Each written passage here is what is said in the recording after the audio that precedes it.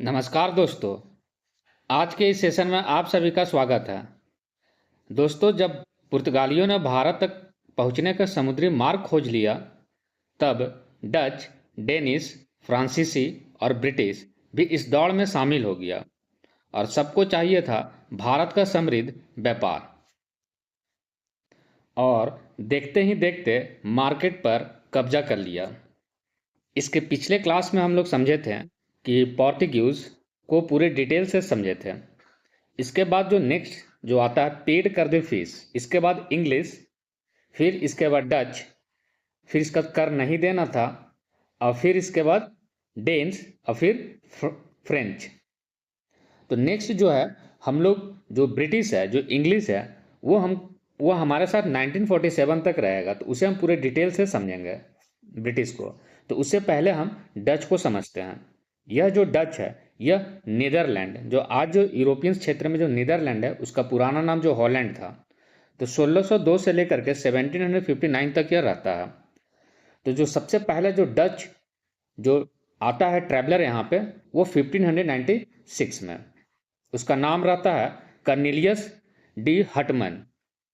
Cornelius de Houtman. तो भारत में आने वाला जो पहला डच है वो कॉर्नेलियस डी हॉटमैन है। और इसके बाद 1602 में, 1602 में वहाँ से एक कंपनी भेजा जाता है नीदरलैंड से, एक प्राइवेट कंपनी, उसका नाम होता है Dutch east India company, DEIC। तो वहाँ का संसद जो होता है, डच जो नीदरलैंड का जो संसद है, तो वहाँ का संसद ने एक अधिकार दिया इस डच कंपनी को कि आप वहाँ पे भारत में जा करके युद्ध कर सकते हैं। यदि हो सकता है, यदि शांति बनाए रखने की जरूरत पड़े तो शांति रख सकते हैं, पीस और ट्रीटी आप कर सकते हैं।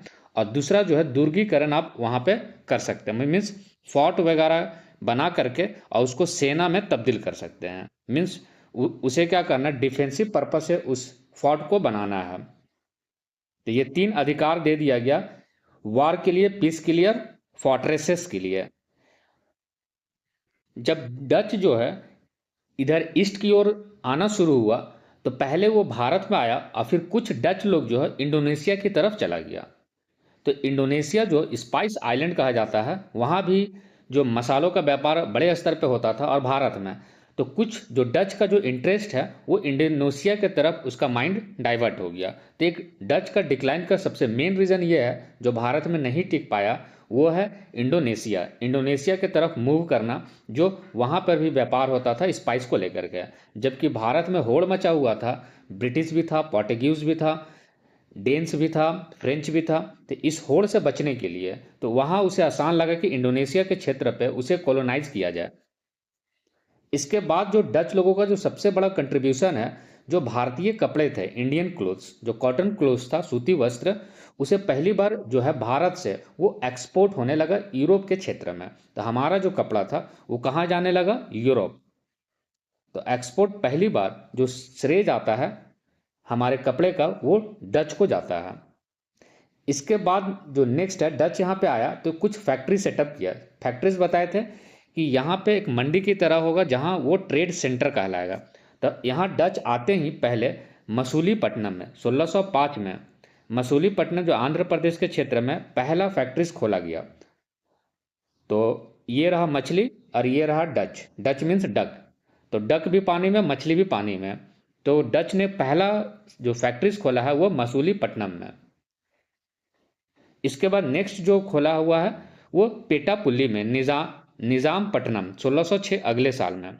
फिर इसका बंगाल के क्षेत्र में चिंसूरा में, और एक वहाँ पे किला बनाया गया जो गुस्तावुस फोर्ट कहलाया।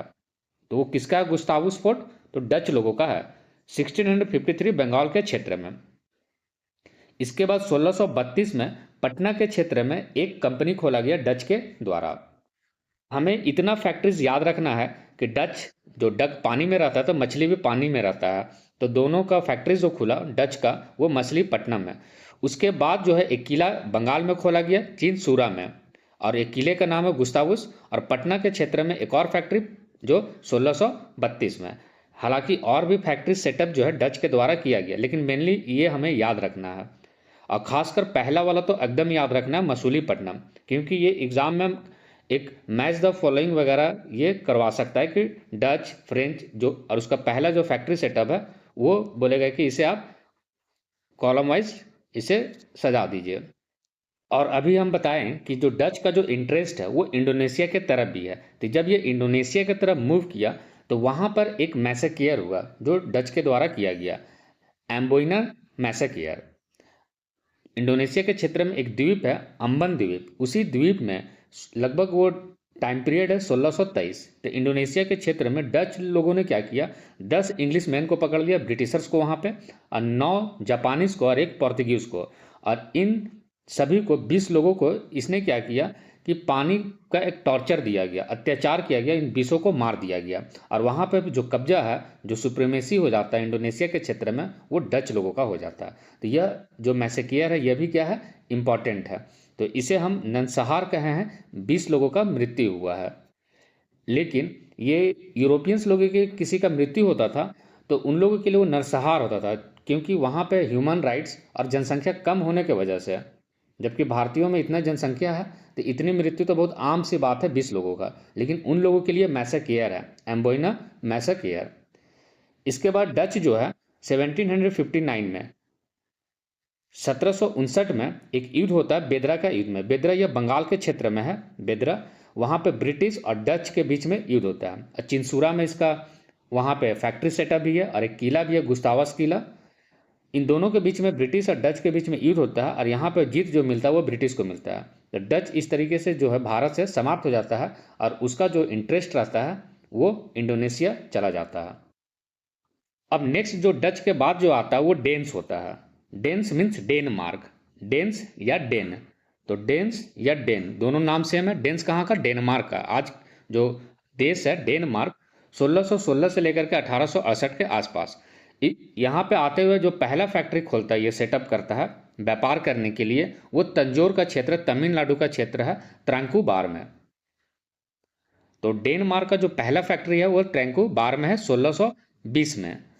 और इसके बाद जो नेक्स्ट जो इस बंगाल में, क्योंकि बंगाल एक समृद्ध देश था, रिच प्रोविंस था, तो एक समृद्ध होने के लिए, एक मोस्ट प्रोस्पेरस बंगाल होने के लिए सभी लोग बंगाल पे जो है अपना अपना फैक्ट्री सेटअप कर रहा, लेकिन जिसका जो सुप्रीमेसी रहता है वो ब्रिटिश का होता रहता है। कासिम बाजार पर पूरी तरीके से जो कब्जा वो ब्रिटिश का रहता है। तो इसने भी एक बंगाल में खोला सेरमपुर में, जबकि डच लोगों ने जो खोला था चिंसूरा में। चिंसूरा उन लोगों का हेडक्वार्टर भी था। तो डेन्स लोगों का जो डेनमार्क का जो रहा वो बंगाल में एक और फैक्ट्री खोला गया 1676 में सेरामपुर में। तो डेनमार्क का जो है वो बंगाल वाला सेरमपुर, बंगाल वाला भी हमें याद रखना है क्योंकि वो रिच प्रोविंस है, इसलिए कभी कभी बंगाल वाला भी एग्जाम में इंपॉर्टेंट हो जाता है। और यहाँ पर सेरमपुर में ही एक नगर बसाता है डेन लोग, सेरमपुर में ही, जिसका नाम रहता है फ्रेडरिक नगर। तो फ्रेडरिक नगर किसने बसाया है, तो डेन लोगों ने। फिर इसके बाद जो है ऐसे ही होते होते 1845 से लेकर के 1853 में डेन्स जो होता है जितना भी उसका कॉलोनी बसाया हुआ होता है और जितना उसका फैक्ट्रीज होता है, वो सारा फैक्ट्रीज और सेटलमेंट्स बेच करके ब्रिटिश को वापस चला जाता है ये यूरोप। जबकि ब्रिटिश जो है पोर्तुगीज को भी हराया सोवाली के युद्ध में, बताए थे सूरत पे, और फिर इसका डच लोगों को भी हराया बेदरा में, फ्रेंच लोगों को पहले ही बता दिया वांडीवास का युद्ध, फिर कर्नाटिक वार्स वगैरह।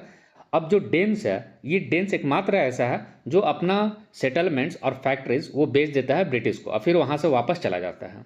एक बार ये एग्ज़ाम केबीसी में पूछा था, अंतिम पड़ाव था 5 करोड़ के लिए, ये क्वेश्चन पूछा गया था। बिहार का एक सुशील कुमार नाम का एक लड़का था जो 5 करोड़ इसका जवाब मिलता, उसे यही क्वेश्चन पूछा गया था कि कौन ऐसा जो कंपनी था जो ब्रिटिश को अपना सेटलमेंट्स और फैक्ट्रीज बेच करके वापस अपना यूरोप चला गया, तो वो कौन होगा, डेन्स होगा। तो इस तरह आप लोगों को हम 5 करोड़ का सवाल भी बता दिए। इसके बाद जो नेक्स्ट है वो फ्रेंच, फ्रांसीसी लोग, वो भी भारत में आए फ्रांसीसी लोग, और यह जो है ये गवर्नमेंट कंपनी है। इन पांचों में पेड कर दे फीस में वो जो सबसे गवर्नमेंट कंपनी है, बाकी सारे के सारे प्राइवेट कंपनी था, ये एक सरकारी कंपनी था। एक लुइस 14 वहाँ का जो राजा था उसने क्या किया कि एक बोला कि एक सरकारी कंपनी बनाया जाए और भारत में इसे भेजा जाए और यहाँ पे जो है एक ट्रेड सेटअप किया जाए। तो लुइस फोर्टीन क्या किया कि कॉलबर्ट को बुलाया 1664 में, तो उसने एक कंपनी से बनाया, फ्रेंच ईस्ट इंडिया कंपनी। किसके अंदर में? तो लुइस फोर्टीन ने बनवाया। और किसको बुला करके? तो कॉलबर्ट को। तो कॉलबर्ट ने ही बनाया फ्रेंच ईस्ट इंडिया कंपनी, और वो एकमात्र सरकारी कंपनी है। तो सरकार का हस्तक्षेप जो है फ्रेंच में ज़्यादा होगा। तो पहला भारत में आते साथ इसने फैक्ट्री जो सेटअप किया है वो सूरत में। और कॉलबर्ट के साथ जो भारत आया था फ्रांसिस कैरोन। तो फ्रांसिस कैरोन जो था ये डायरेक्टर जनरल के रूप में नियुक्त किया गया, और इसने ही फैक्ट्री सेटअप किया 1667 में सूरत जो आज का है वहाँ पे। तो जबकि इससे पहले जो सूरत पर जो कब्जा था वो पोर्तुगीज का था, बताए थे। लेकिन फिर यह पोर्तुगीज से युद्ध हो गया सूरत के क्षेत्र में ही ब्रिटिश के साथ, सवाली का युद्ध में 1612 में। तो फिर इसके बाद जो है इसका जो प्रतिद्वंदी वो रहता है फ्रेंच का मेन, वो ब्रिटिश रहता है। तो ब्रिटिश और फ्रेंच के बीच में हमेशा जो है संघर्ष होता रहता है। इसने भी क्या किया कि सूरत में आकर के खोल दिया। फिर दूसरा जो फैक्ट्री खोला वो मसूलीपट्टनम में। तो फ्रेंच लोगों ने पहला कहाँ खोला है? सूरत में। और फिर इसके बाद एक पौंडीचेरी जो है वहाँ पे दुर्गीकरण चालू हो गया, फोर्टिफिकेशन, एक किले को एक डिफेंसिव पर्पज के लिए बनाना शुरू हुआ, जिसमें से फ्रैंकोइस मार्टिन जो है वो पौंडीचेरी को राजधानी बनाया अपने फ्रेंच जो फैक्ट्रीज है। तो उसका जो पौंडीचेरी का जो फ्रेंच का जो कैपिटल है वो पौंडीचेरी हुआ। इसलिए फ्रैंकोइस मार्टिन को फादर ऑफ पौंडीचेरी के नाम से भी जानते हैं। जब फ्रांसीसी लोग पौंडीचेरी को अपना राजधानी बनाया तो उसी राजधानी के क्षेत्र में एक किला बनाया जिसका नाम है सेंट लुइस, और वहाँ का राजा का नाम है लुइस 14। लुइस 1, लुइस 2, इस तरीके से करता हुआ 14 तक आया है, लुइस 14। तो लुइस 14 जो उसी के नाम पे फोर्ट लुइस 1701 में बनाया गया पौंडीचेरी में ही। तो इन लोगों का फ्रेंच का जो राजधानी है वो पौंडीचेरी है, और जो फैक्ट्री सेटअप पहला किया गया वो सूरत में। और इस तरीके से फ्रेंच लोगों के बीच में और ब्रिटिश जो एक दूसरे का जो कंपेटिटर है, एक तरफ इंग्लिश और एक तरफ फ्रेंच। English means British. तो इसे हम एंग्लो कर्नाटिक वार के नाम से भी जानते हैं। इस एंग्लो कर्नाटिक वार को पूरे डिटेल से हम समझे थे पहले, जब हम कर्नाटिक पढ़े थे, rise of regionals power, Carnatic और हैदराबाद निज़ाम पढ़े थे। तो वहाँ पे हम लोग पूरे डिटेल से इसे समझे थे, बताए थे कि ये जो हैदराबाद का जो क्षेत्र है वहाँ निज़ाम कहलाता था। तो वहाँ पे उत्तराधिकार का युद्ध शुरू हो गया था। तो आपस में ही राजा लड़ रहे थे, जिसका फायदा उठा करके फ्रेंच और ब्रिटिश ने लड़ना शुरू कर दिया। उन लोगों ने एक अपना पक्ष पकड़ लिया और फ्रेंच अपना पकड़ लिया। वहाँ पे नासिर जंग और मुजफ्फर जंग दोनों के बीच में उत्तराधिकार के लिए युद्ध होता है। तो नासिर जंग का सपोर्ट ब्रिटिश करता है और मुजफ्फर जंग का सपोर्ट फ्रेंच करता है। फिर दोनों के बीच में युद्ध होता है। फिर इसी तरह कर्नाटक के क्षेत्र में बताए थे, एक तरफ अनवरुद्दीन और दूसरी तरफ चंदा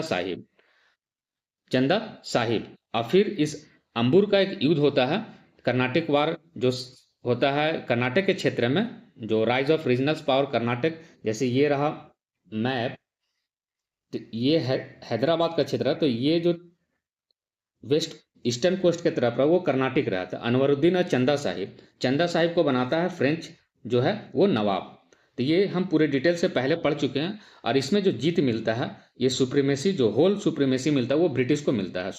तो अब जो वर्चस्व स्थापित हो गया वो ब्रिटिश का हो गया। अब फ्रेंच यहाँ पे डिक्लाइन कर जाता है।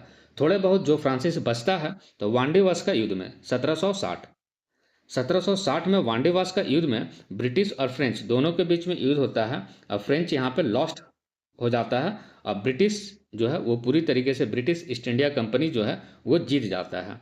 इस तरीके से जो सुप्रीमेसी जो बना रहता है वो ब्रिटेन का रहता है। दोस्तों, अब तक जितना भी कंपनीज पढ़े हैं, European company, Portuguese, Dutch, Dane और फ्रेंच कंपनी, इन चारों में या इन पांचों में ब्रिटिश को भी मिलाकर एकमात्र जो गवर्नमेंट कंपनी है वो फ्रेंच है। बाकी सब जो है वो प्राइवेट कंपनीज है। तो यहाँ पर हम देख रहे हैं इन चारों को हराकर ब्रिटिश होल पावर जो है सुप्रीमेसी जो है भारत में एक मात्र जो ब्रिटिश ईस्ट इंडिया कंपनी का जीत होता है। पोर्तुगीज को हराता है सवाली के युद्ध में, डच को हराता है बेदरा के युद्ध में 1759। फिर डेन जो अपना कंपनी बेच देता है, और फ्रेंच को हराता है वांडीवास का युद्ध और एंग्लो कर्नाटिक वार में। और फिर 1761 में 1761 में पानीपत का तीसरा युद्ध, वहाँ पे मराठा जो है अहमद शाह अब्दाली से हार जाता है। तो वो डिसीजन, जो बैटल ऑफ पानीपत का तीसरा युद्ध है, वो डिसाइड करता है कि भारत पे कौन शासन करेगा। ये निर्णय हो जाता है कि मराठा नहीं करेगा, लेकिन कौन अभी तक करेगा, वो इसका डिसीजन फ्रेंच करेगा कि ब्रिटिश करेगा, या फिर कोई भारतीय शासक करेगा, निज़ाम करेगा। तो यह जो डिसाइड नहीं किया, लेकिन पानीपत का तीसरा बैटल जो यह डिसाइड जरूर कर दिया कि मराठा जो है वो होल पूरे हिंदुस्तान का शासक नहीं बनेगा। तो इस तरीके से मराठा भी खत्म और बाकी पोर्तुगीज, डच, डेन और फ्रेंच भी खत्म। तो अब जो बचा एक लौता पावर, वो ब्रिटिश रहा। और फ्रेंच का जो योग्य जो गवर्नर रहता है वो डुप्लेक्स रहता है। तो जितना भी एंग्लो कर्नाटिक वार में वो डुप्लेक्स हमेशा क्या करता है, युद्ध में पार्टिसिपेट करता है। तो इतिहासकार डुप्लेक्स और क्लाइव से तुलना करता है। कहता है इतिहासकार कि डुप्लेक्स भी उतना ही महान था जितना क्लाइव था, लेकिन वो भारत का चाबी मद्रास में खोज रहा था डुप्लेक्स, लेकिन रॉबर्ट क्लाइव को चाबी मिला बंगाल में। इसका मतलब यह हुआ कि बंगाल में उसे चाबी मिला तो वो पूरे हिंदुस्तान को खोल दिया। और हिंदुस्तान को खोलने का मतलब यह हुआ कि बंगाल में उसे चाबी मिला, पूरा दिल्ली तक का दरवाज़ा खुल गया, बैटल ऑफ बक्सर से शुरू होकर। और जबकि डुप्लेक्स जो प्रयास कर रहा है मद्रास में, क्योंकि चाबी वहाँ पे है ही नहीं, चाबी तो बंगाल में है। तो नेक्स्ट जो हम लोग देखेंगे वो ब्रिटिश को समझते हैं। अब जो हम लोग पढ़ेंगे, अब हमेशा जो है अब शुरू से, अब ब्रिटिश से यहाँ से लेकर के ब्रिटिश जो 1947 तक साथ में अब रहेगा। तो द ब्रिटिश या फिर इंग्लिश, ब्रिटिश को हम क्या कहेंगे, इंग्लिश कहेंगे। ये ग्रेट ब्रिटेन के क्षेत्र से भारत में आया। सबसे पहला जो व्यक्ति आया था वो राल्फ फिच आया था। जब हम लोग मुगल इम्पेरर पढ़ रहे थे तो हम बताए थे कि अकबर के रॉयल कोर्ट में अकबर के दरबार में जो आया था वो राल्फ फिच था। तो पहला ब्रिटिश जो आया था, विजिट किया था, वो भी लैंड रूट के माध्यम से, और वहाँ पे कब्जा ऑटोमन अम्पायर का बेंजेंटाइन अम्पायर पे हो जाता है। लेकिन ये लैंड रूट से आ जाता है राल्फ फिच 1581 से लेकर के 91 के बीच में।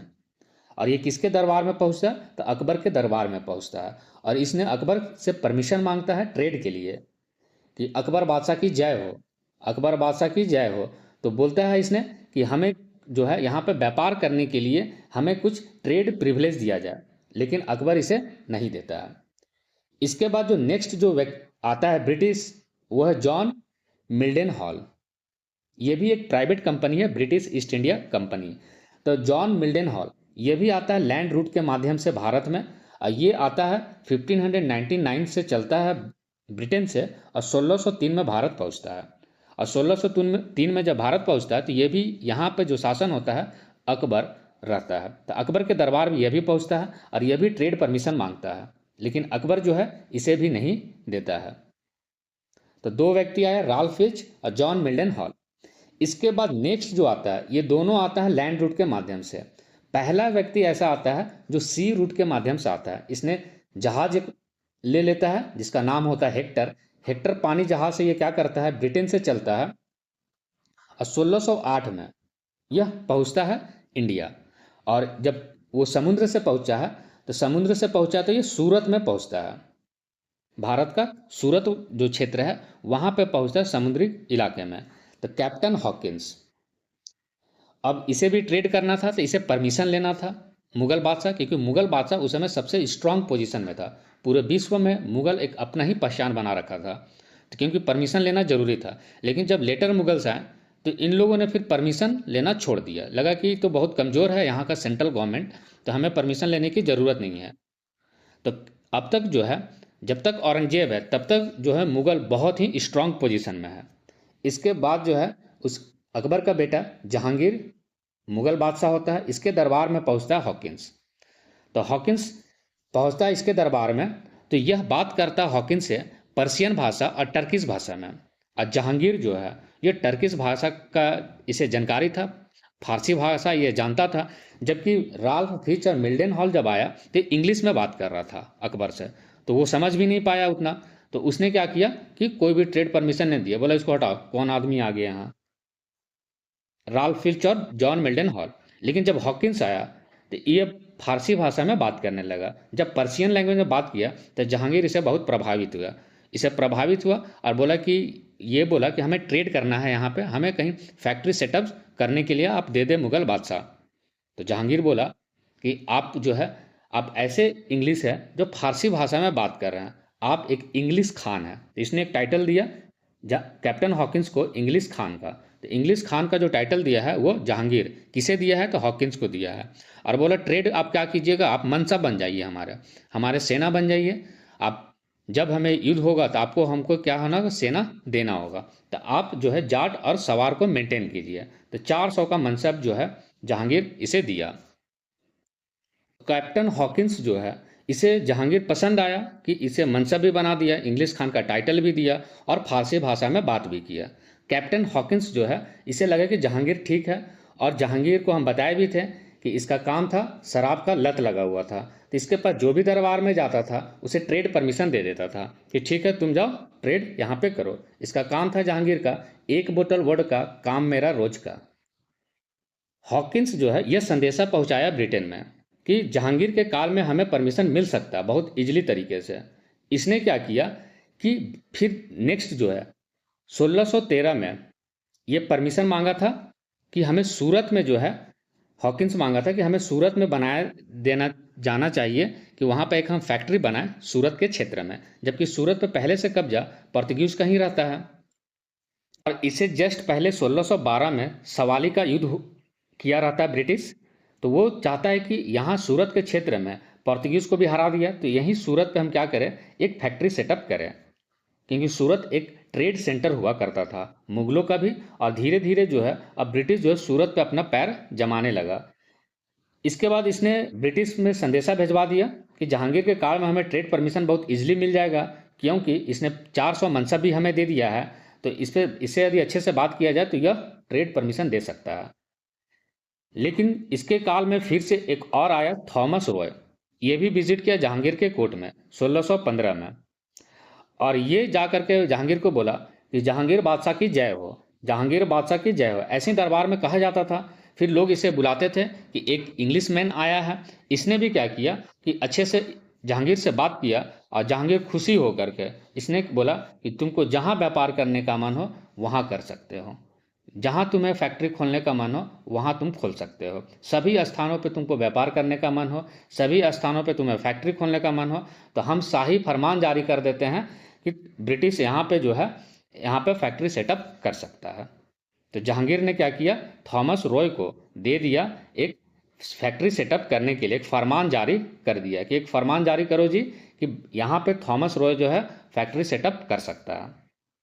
इसके बाद जो है जहांगीर के बाद शाहजहां, शाहजहां के बाद औरंगजेब। तो औरंगजेब जो है, औरंगजेब के काल में आता है विलियम नॉरिस 1699 में। यह भी ट्रेड परमिशन लेता है, क्योंकि अभी तक ये लोग को ट्रेड परमिशन लेना जरूरी है, क्योंकि मुगल शक्तिशाली है। अकबर ने तो दिया नहीं ट्रेड परमिशन, जहांगीर ने खुल कर दिया। औरंगजेब ने भी आकर के इसने भी ट्रेड सेंटर दे दिया, लेकिन अभी तक मुगल जो है वो पावरफुल है, तभी ये लोग परमिशन ले रहा। जब मुगल डिक्लाइन होने लगेगा, मुगल कमज़ोर हो जाएगा, केंद्र जब कमज़ोर हो जाता है, तब फिर ये लोग परमिशन क्या, ये लोग खुद एक कठपुतली शासक भी बनाता है, फिर इसके बाद अपने से फैक्ट्री सेटअप करेगा।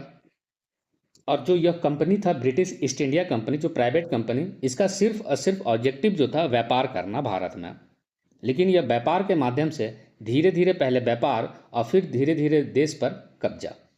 तो यहाँ पर पहला फैक्ट्री सेटअप किया गया जो थॉमस रॉय को मिल गया कि परमिशन तुमको जहाँ सेटअप करना है करे।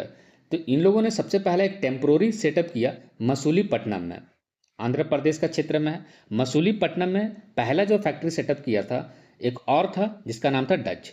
मछली भी पानी में, डक भी पानी में। तो डच लोगों ने क्या किया था, मछलीपट्टनम में खोला था।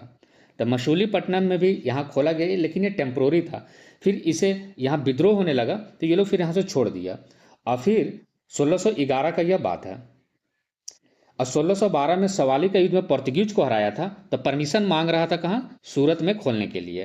तो इन लोगों ने पहले सवाली का युद्ध में हराया और फिर परमिशन मांगा 1613 में। बताए थे कि 1613 में कैप्टन हॉकिंस जो है वो परमिशन मांगा और थॉमस रॉय को इसने खुल करके दे दिया परमिशन। तो पहला फैक्ट्री सेटअप जो हुआ 1613 में सूरत के क्षेत्र में फर्स्ट। तो ब्रिटिश का पहला जो फैक्ट्री सेटअप हुआ है वो सूरत में परमानेंट। यदि एग्जाम में ऐसा पूछ ले कि टेम्प्रोरी कहाँ हुआ था ब्रिटिश का, तब होगा मसूलीपट्टनम। यदि दोनों में ऑप्शन में परमानेंट लिखा रहा है तब हो जाएगा सूरत। फिर धीरे धीरे सूरत, फिर इसके बाद बंगाल, फिर इसके बाद मद्रास, बम्बई, फिर धीरे धीरे फैक्ट्री जो है ब्रिटिश का खुलता चला गया कंटिन्यूअस। इसके बाद जो है 1620 में पटना में, फिर इसके बाद 1639 में मद्रास में, 1651 हुगली में जो बंगाल के क्षेत्र में है, और ये 1620 जब ब्रिटिशर्स यहाँ खोला पटना के क्षेत्र में, तो यह फिर बंद करना पड़ा इसे, पटना वाला को, फैक्ट्री को। जब ये पटना का फैक्ट्री को बंद किया तो फिर वापस दोबारा 1651 में खोला गया। तो 1651 में हुगली और पटना, फिर 1686 में बम्बई। तो इन धीरे धीरे करके ये लोगों का फैक्ट्री जो है, अब ये लोगों का जो भारत के अंदर का हिस्सा है, अंदर का जो क्षेत्र है, वहाँ पर फैक्ट्री खुलना शुरू हो गया। जबकि पहले जितना भी फैक्ट्री खुल रहा था वो मेनली जो खुल रहा था वो कोस्टल रीजन में खुल रहा था, कोस्टल रीजन में। जबकि ब्रिटिशर्स को एक यह फ़ायदा हुआ कि ये लोग जो है भारत के अंदर में कंपनी खोलना शुरू हुआ, जैसे बंगाल, बिहार, इन जगहों पे जब खोला तो इसे बहुत ज़्यादा प्रॉफिट मिला। इसके बाद ब्रिटिशर्स ने एक मद्रास जो है, तो मद्रास में एक किला बनाया गया संत जॉर्ज फ्रांसिस डे के द्वारा, फ्रांसिस डे 1639 में। तो मद्रास को यहाँ पे ये लोग फैक्ट्री खोला और इसे ट्रेड सेंटर बना दिया। तो यह जो श्रेय जाता है मद्रास को डेवलप करने के लिए ट्रेड सेंटर के पर्पज़ में, तो संत जॉर्ज का फ्रांसिस डे से जोड़ा जाता है। फिर बम्बई को ऐसे ही ये लोग ट्रेड सेंटर बनाया, तो जेराल्ड अयंगियर के द्वारा, जेराल्ड अयंगियर 1669 में। और कोलकाता को जिसने बनाया वहाँ फोर्ट विलियम, तो कोलकाता में जो ट्रेड सेंटर ये लोगों का कासिम बाजार था। फिर इसके बाद कोलकाता में सभी लोग था, डच भी था, डच था, फ्रांसिस था, श्रीरामपुर।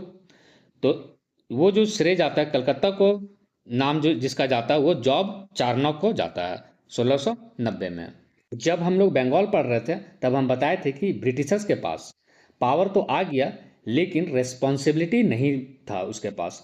पावर जब उसे बहुत ज़्यादा पावर अपने शक्ति में ले लिया दीवानी राइट्स के माध्यम से, लेकिन निजामत राइट्स जो है वो बंगाल के नवाब को दे दिया, ताकि कुछ भी हो जो फंसेगा जिसके पास रेस्पॉन्सिबिलिटी है। तो दोस्तों आज के लिए इतना ही, हम लोग नेक्स्ट सेशन में मिलते हैं। बहुत बहुत धन्यवाद।